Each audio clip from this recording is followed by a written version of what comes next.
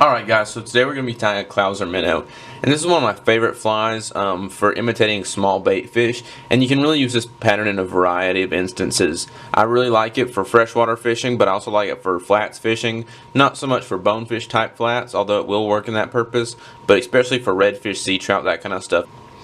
So we're going to start this pattern off with a size 4 Mustad Duratin hook, and this is just a very standard hook shape.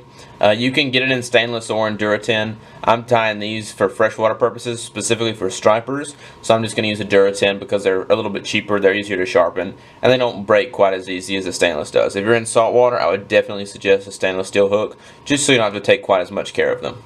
Next material we're going to need is a set of dumbbell eyes. These are from Hairline, and these are medium-sized dumbbells. A set of bucktails. You can use all one color or you can use multiple colors. I'm using a gray bucktail here as well as a white bucktail.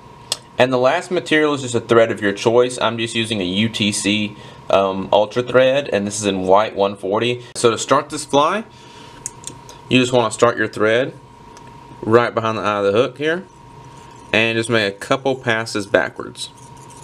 And then we're going to cut off that tag end. Just like so. Now what I like to do is just make a little bump with my thread right in this area. And just stack that thread on top of each other to make quite a little bump. And that's going to give us something to butt our eyes up against. We're going to take our eyes, sit them on our fly, and just make a couple passes over them in each direction. So I like to do about 5 starting out, and then I'm going to go the other way. Around those eyes. And then I'm just going to keep making wraps one direction and then the other until my eyes are even. And then what I like to do is do some figure eights. So I'm going to go over the dumbbell and then under the dumbbell. And as I go over and under, I'm going to cross sides. And if you've ever done any kind of woods craft, this is all like a lashing. And so it allows you to really get those dumbbell eyes pretty tightly on your fly. Now what I'm going to do is go around the bottom of those wraps.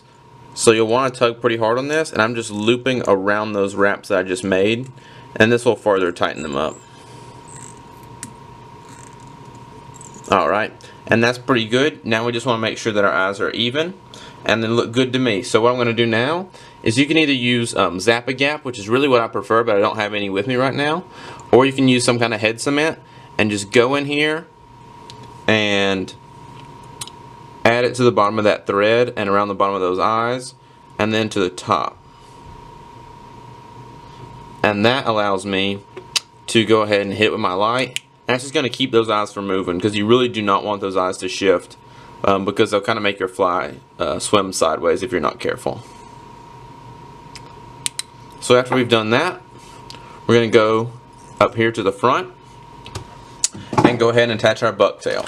So this side, as you can see, the weight is on the top of the fly, so that side is going to tend to sit downwards, so it's going to ride hook up. So we want to use the color we want for the underbelly of our fly. We want to put that on top of the hook. So I'm just going to take some white bucktail here, and I tend to tie these flies fairly sparse. So I'm just going to take around, let's see here, that much bucktail, and just pinch that off and go ahead and cut it. Now what I'm going to do is take those, grab them by the tips, and strip those fibers. And that'll get rid of any under fur, so that all I've got is those nice long wispy fibers. Now what I'm going to do with them is take them, lay them in front of or over the top of my dumbbell eyes, make a couple wraps in front, just to bind those fibers down. And I'm going to fold them up, just so they're right on top of the eye of that hook, make a couple more wraps. Now I'm going to take my thread behind those dumbbell eyes, fold those pieces of hair back, and do a couple wraps behind. And so that's going to point my hair back. Now I'm just going to go ahead and wrap back with my thread towards the bend of the hook to about there. That's about where the point of my hook is, maybe a little bit farther back.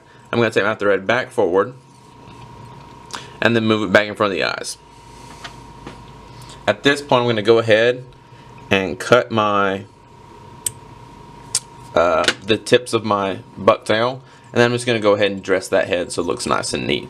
One thing about this fly that you might notice is it does look very sparse, and the sparseness is good in a couple ways. Number one, it gives it more of a translucent quality, which is, if you look at Bob Clouser, who originally tied this fly, he tied his very sparse. But the sparseness also helps it to sink a little bit faster. So if you're in a deep water situation, you really want to tie this fly sparse.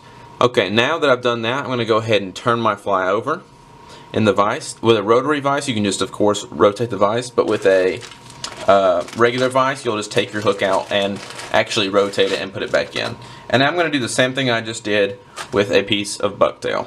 Just like we did with the other ones, we're going to take our fingers, put them at the ends, and then just get rid of all that underlying hair. Now I'm going to strip off these couple outlying pieces here. There's a couple that are just too long, and once we've done that, we're ready. So what I like to do is just measure this out to the same length of my tail, maybe slightly shorter, and I'm going to go ahead and lay that over the eye of my hook and make a couple wraps just to bind that down.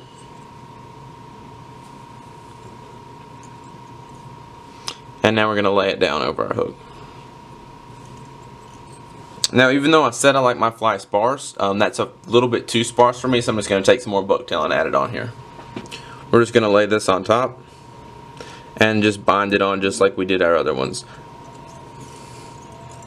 until you've got your fly pretty well finished up body wise there. Now I just need to dress it up. So all I'm going to do is go in here with my scissors, pick those hairs up and snip them, and that'll give you a kind of angle that's going to be good for wrapping thread over. And now I'm just going to start wrapping my thread here to build up a head.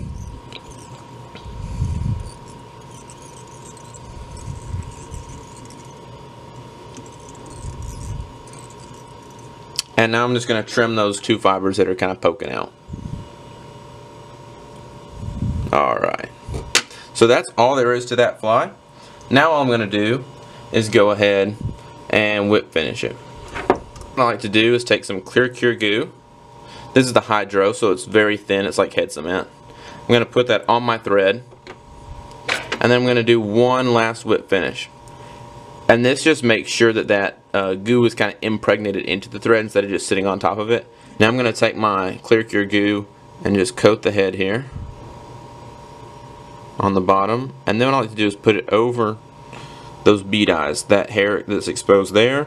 And then I like to take it all the way back here to the back. And that just makes sure nothing's going to start fraying or coming unraveled. Variations to this pattern, and it's a super easy pattern. I really like to use these flies for just about everything. Hope you guys enjoyed. If you like what you saw, subscribe for more.